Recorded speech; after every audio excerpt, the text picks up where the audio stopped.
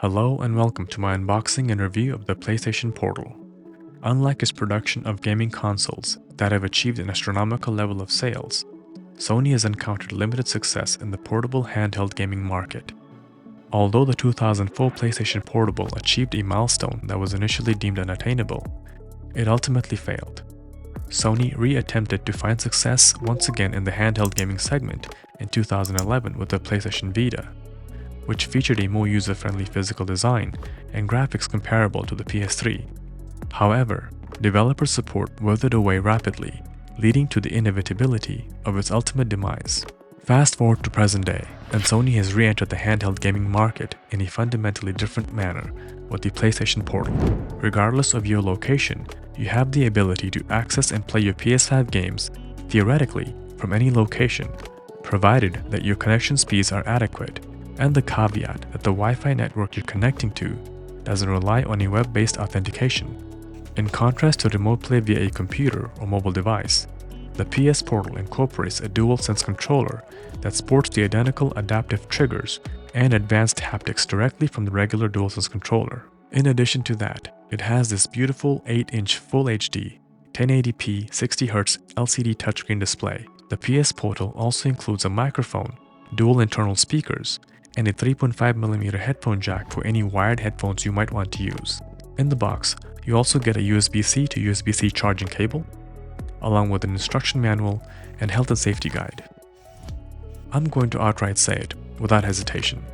It is well worth the $200 investment, especially for consumers who reside in households with a single television or desire the convenience of playing their preferred PS5 games while in bed or just about anywhere else in their homes besides their living rooms.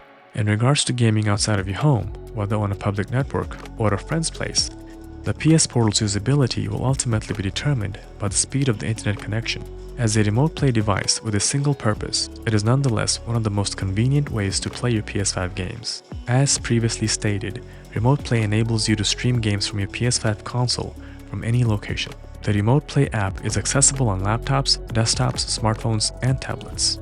Additionally, Remote Play is compatible with a variety of controllers, including Sony's own DualSense and DualSense Edge controllers.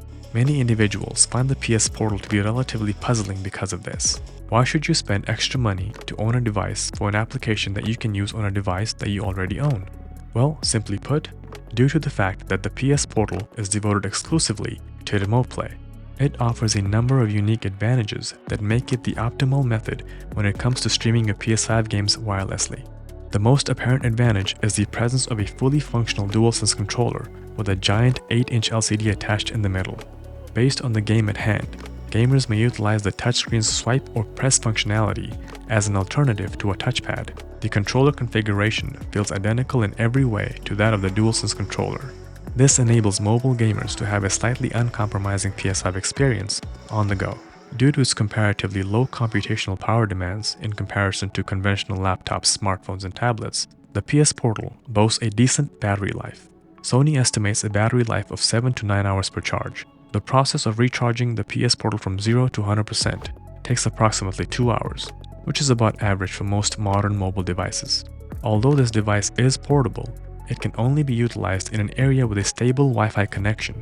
Sony states that the PS Portal requires a minimum Wi-Fi bandwidth of 5 megabits per second, with a recommended speed of 15 megabits per second. Similar to the other remote play capable devices, the PS Portal is limited to 1080p at 60 frames per second. Some may view this as a disadvantage given that Sony has advocated the 4K 120Hz capabilities of the PS5. Nevertheless, the 8-inch LCD screen maximizes the potential of these constraints in the most practical way possible. The PS Portal screen features exceptional pixel quality, and games appear flawless when internet speeds remain consistent. Bold and crisp hues are eye-catching, and black levels appear rich, even though this is not an OLED. Additionally, the screen's brightness is sufficient to enable playback during broad daylight hours, although I wouldn't recommend playing outside in direct sunlight. After some testing, I can confirm that PS5 games streamed on the majority of mobile phones and tablets do not appear as sharp as they do on the PS Portal. Paired with this beautiful display, the internal speakers produce crystal clear sound at the ideal volume, provided you are in a sufficiently silent environment. The sound may seem a bit tinny at times, but this can be avoided if you keep the volume levels in check.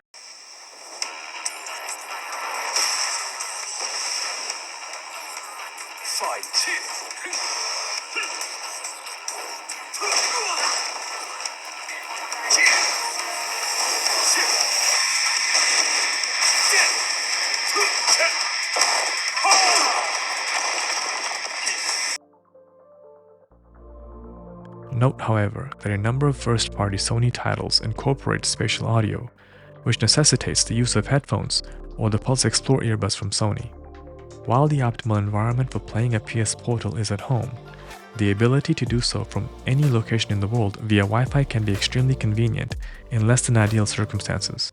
Throughout my testing of this device, the most consistent connection I had was at home. You will get a much reliable connection if your PS5 is connected to your router using a Ethernet cable. When you go to a friend's residence or an office space with an adequate Wi-Fi connection, the device's portability begins to truly shine.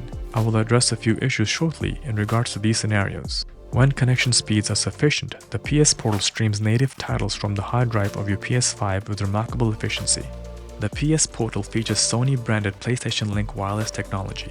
The Pulse Explore earbuds provides ultra-low latency, lossless audio via the PlayStation Link connection instead of Bluetooth.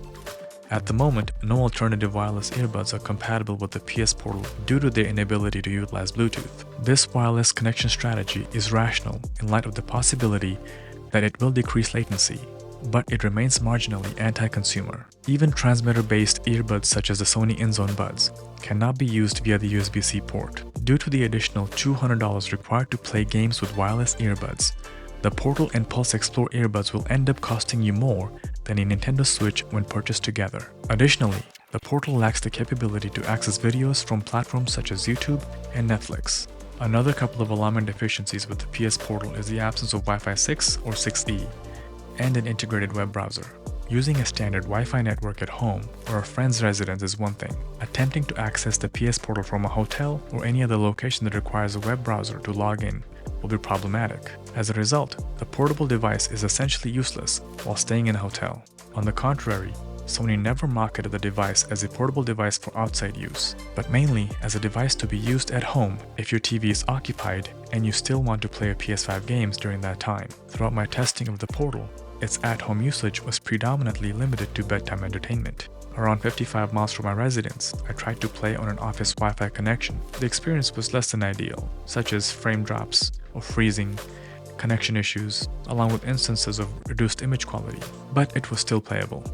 In summary, the PlayStation Portal's viability is predicated exclusively on its capability to stream native PS5 games. Emphasizing remote play, it introduces a specialized device that provides PS5 owners with an unparalleled and immersive experience. By incorporating the complete DualSense controller, an 8-inch LCD screen, and internal speakers, this device sets itself apart from the competitors by providing a superior gaming experience. The portability of the device is particularly evident in settings where Wi-Fi connections are consistent, enabling users to remotely access their PS5 and engage in a wide variety of games. The visual quality of games are heightened by the 1080p LCD screen's exceptional pixel density.